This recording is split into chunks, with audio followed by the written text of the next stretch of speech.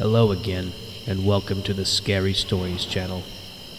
Many more scary stories are coming soon, so be sure to hit the subscribe button down below. Tonight's scary story is about something that happened to me as a teenager. I was working for the city that I lived in as summer maintenance. Part of my job was to take care of the water and wastewater systems. This was a very small town where everyone knew each other. One day an order came in that there was a vacated house just outside the city limits, and we had to shut off the water and check the pipes. The owner had left my boss the keys to check the cellar. When we arrived, my boss told me to shut off the water at the meter, and he would go inside and check everything else. I did as he said, and he and his faithful dog Heidi went to the house and looked around. I completed my job and loaded my tools back in the truck. A few minutes later, my boss came back outside and came up to the truck window. He said, "Well, we have a valve failing in the cellar, and I could use your help for just a few minutes." We all headed to the front door.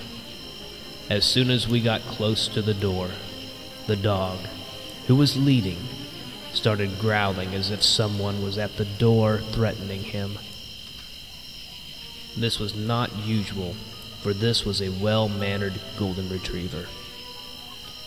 She was fine when she went in with my boss, but there was no way she was going in or letting us in when I was with them.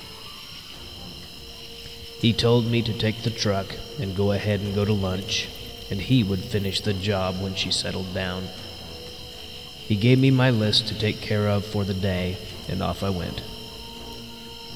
I didn't see him until the end of the workday, and he said, "I don't know what the deal was, but as soon as you left, Heidi was fine."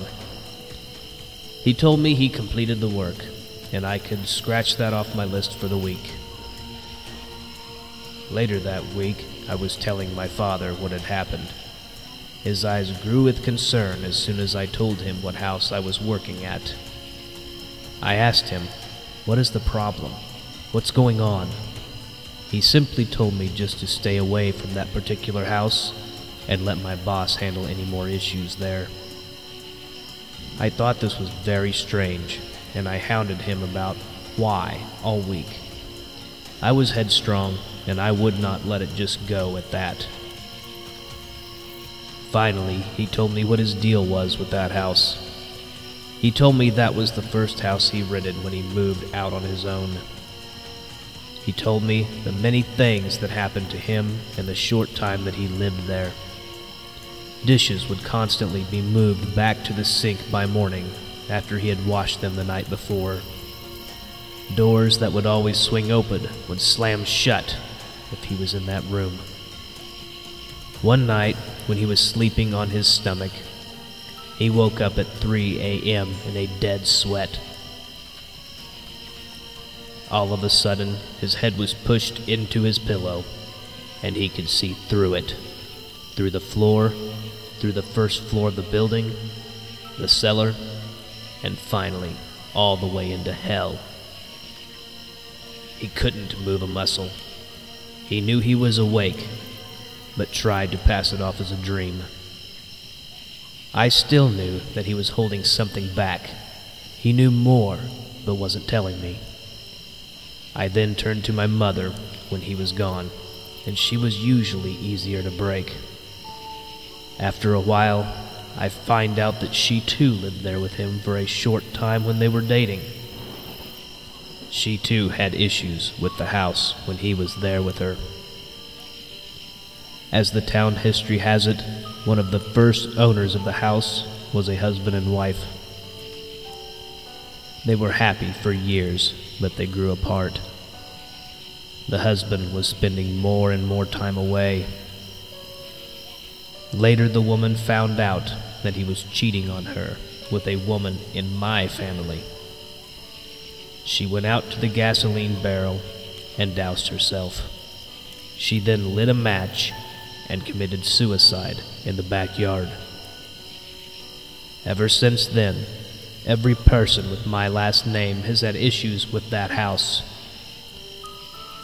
The house is soon to be demolished, and it can never haunt any of us again. Was this something evil? We will never know. But one thing is for sure, I will never enter that house again. I would have never known there was a problem with this house until I forced the information out of my parents. Do you know the full history of the house that you are in? Is there something wanting revenge with you?